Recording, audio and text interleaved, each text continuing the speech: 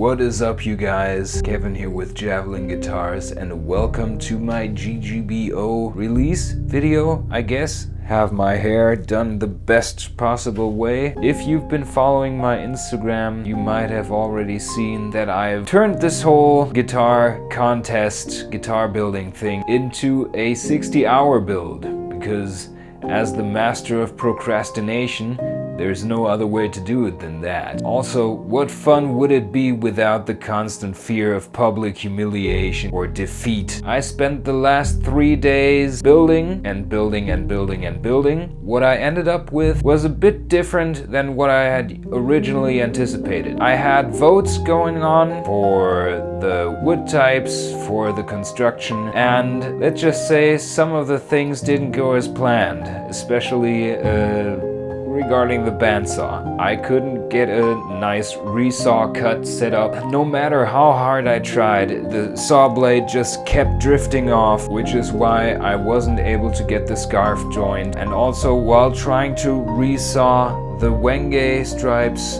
I had a fretboard made of wenge. The saw blade just drifted off and the whole fretboard could not be used, because the plan was to cut the fretboard in half and use the strips as laminates for the neck.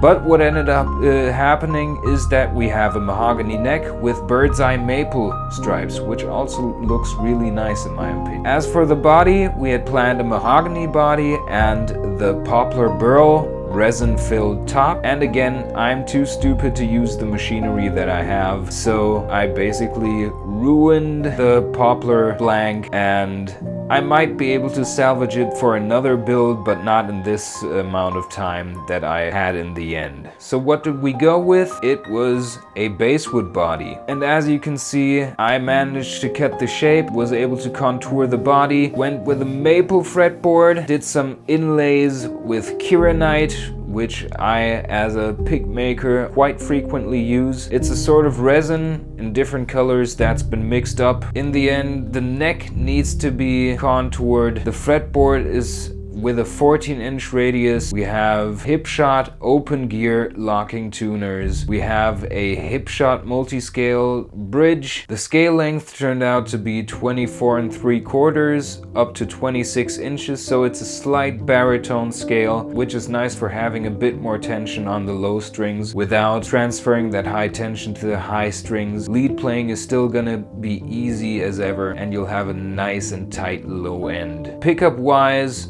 we'll be using a DiMarzio Crunch Lab in the bridge, and we'll use the Super 2 in the neck, which is basically just your super distortion pickup, but with a tighter low end. At least that's what the DiMarzio website tells me. We're gonna have some nice electronics in there. I have 2 push-push pots for series and parallel wiring, switching, single tone knob, and a 3-way switch. All of that stuff is yet to happen, because I didn't get it done on time. If you vote my guitar into the finals, it might still be auctioned off, and until the auction ends, I will have plenty of time to finish the guitar as intended, and it's gonna be absolutely awesome. It's the Windbreaker design, which is a design of my own, and it's been designed with maximum ergonomics in mind. It doesn't matter which position you play it in, whether it be sitting down, between your legs like a classical guitar, whether you're standing up or whatever, it's gonna feel right at home whatever you do. I have an easy access neck route, which leads to the maximum amount of playability. Went for a reversed headstock, so you don't need to reach over the headstock when tuning the guitar. I have nice belly curves and contours to the body itself, so it not only functions as weight relief, but also looks really nice. And I think when it comes down to it, the Windbreaker just looks really sleek and modern without being too abstract, and I hope that for those reasons this guitar will appeal to a lot of people. Now, voting for the different guitars and the different makers will begin on July 1st at 9. You can head over to the Great Guitar Build-Off's website, and there you can place your votes for whatever